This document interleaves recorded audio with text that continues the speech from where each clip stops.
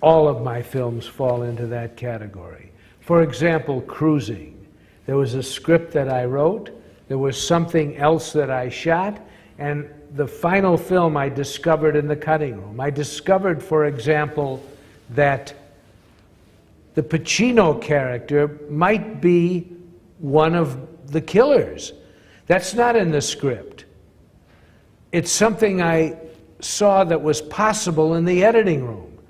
And when Pacino saw it, he was shocked. He said, "You never told me I might be the killer. I would have played this different." I said, "I didn't know, Al. I didn't know."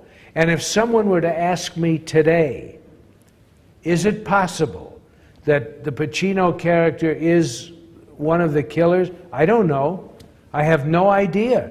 But I certainly attempted that idea when I got into the cutting room. I saw it as possible because I realized that these murders that I was filming and these deaths, they remained unsolved.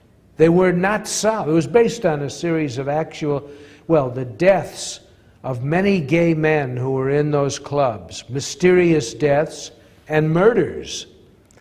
The deaths turned out to be as a result of AIDS. This was the beginning of the AIDS virus, and it was identified around the time that Cruising came out.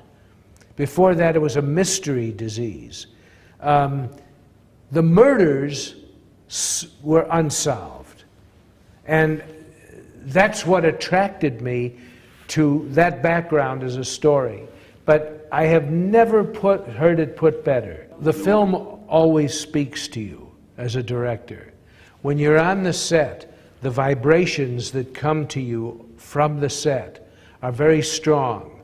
You're trying to capture not simply what's in the script, but what the actors are able to do that is essentially different. And so you must adapt the story to what the actor can bring to it. Or if the actor has certain shortcomings, you have to modify the approach of the character. And then when you get into the cutting room, the film speaks to you. The French Connection was yelling at me in the editing room, "I am not this, I am that." I cut 9 scenes that I shot out of the French Connection because it turned out in the cutting room they were like scaffolding, you know, the part of a building that is put up while they're making the building. And after they construct the building, they take the scaffolding away. And that's what happened with French Connection. There were 9 scenes that I thought were essential that I filmed that turned out to be scaffolding. I am not my films. Absolutely not. I have no sense of that kind of violence or brutal sexuality. I could never do what many of the characters in my films do, not even as courageous as some of the things that they do or as evil. No, I'm incapable of that. But I'm fascinated, you know, in the same, I guess, I believe that as Flaubert said, when he was asked about how could he write so convincingly about this woman, he said, "Madame Bovary, c'est moi." You know, so I imagine that without my knowing it, all of these characters are me. But I don't feel that really.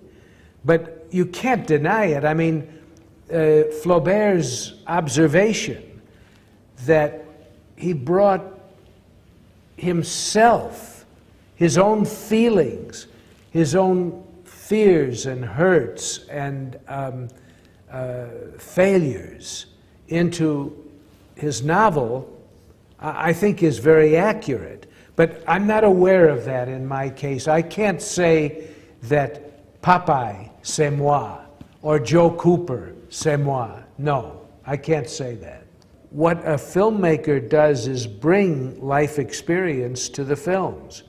You know, things that I've seen, observed, have memories about, get into my films. For example, my uncle in Chicago was a cop, and he was a crooked cop. And I didn't know that when I was a kid, but I looked up to him. And he was a very rich man. And I thought, oh, policemen make a lot of money. But he was working for the Chicago Mafia. And I was very terrified of him, but intrigued by him, interested in him. He had a very interesting and full life. And a lot of my observations of the policemen that are in my films come from him.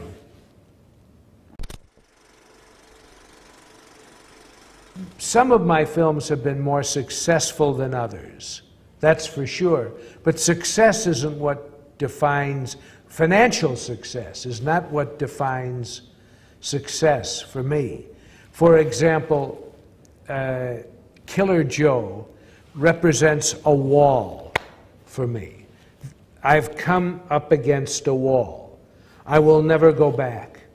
I will never retreat from this wall. I will either go over the wall somewhere else or remain in the shadow of that wall and not make another film.